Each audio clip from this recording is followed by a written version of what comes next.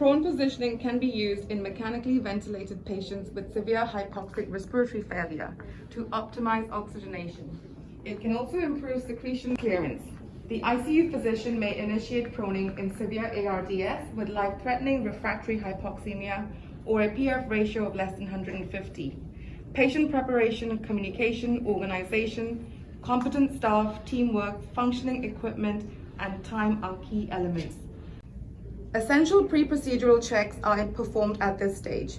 Organize your team, RT, primary RN, at least 6 competent staff.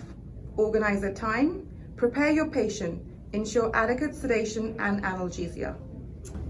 One of the most important things in regards to proning a patient is to make sure they have adequate sedation in order to achieve bed synchrony, as well as a target RASS goal of -5. Common medications that are used are fentanyl infusion and propofol infusion, as well as sometimes rocuronium is needed as a paralytic to ensure this. Consider holding feeds for an hour prior to turn and/or insertion of a post-pyloric feeding tube. Perform any necessary dressing changes, empty all drains, perform and document complete patient assessment and vital signs. If applicable, change ETT securement device to one without pressure points. Is needed to ensure that the team is ready to begin the procedure. All members of the team will introduce themselves at this stage and allocate roles.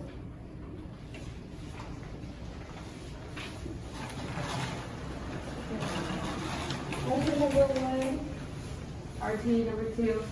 RN number 1. RN number 2. RN number 3. RN number 4. Tape eyes shut if they remain open. Ensure tongue is not protruding. Check securement and measurement of ET tube. Double secure if necessary. Apply skin protectant to face to protect from oral drainage. Assess for potential pressure areas, bony prominences, and apply padding as necessary.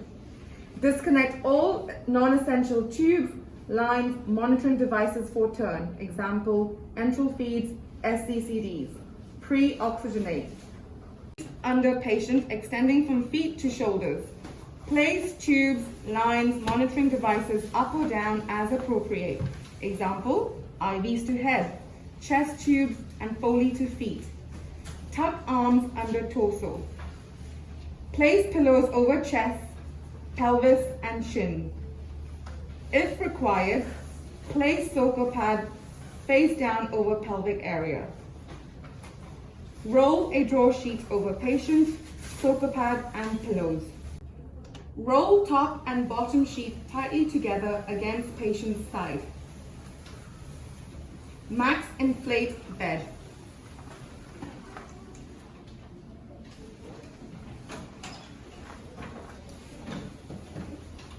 Move patient as far as possible to the edge of bed away from the ventilator.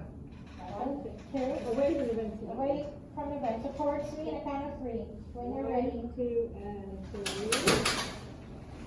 With RT at head of bed managing airway, roll on side facing ventilator and reposition tube lines and leads further as necessary.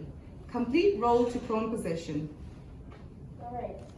When you're ready, we will be ready. Yep. Okay. So side first.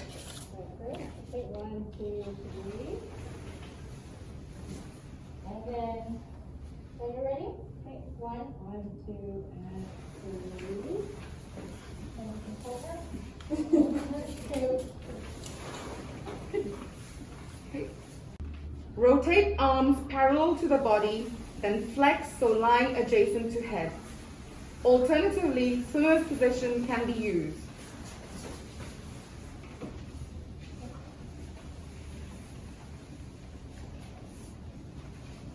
Turn off max inflate.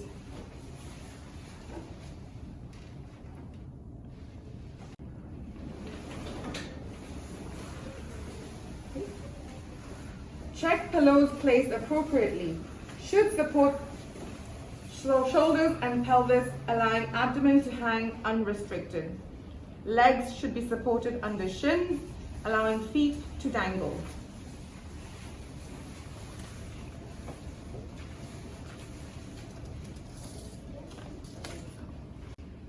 next video step is going to show you how to position a patient on a prone position with the head pillow support.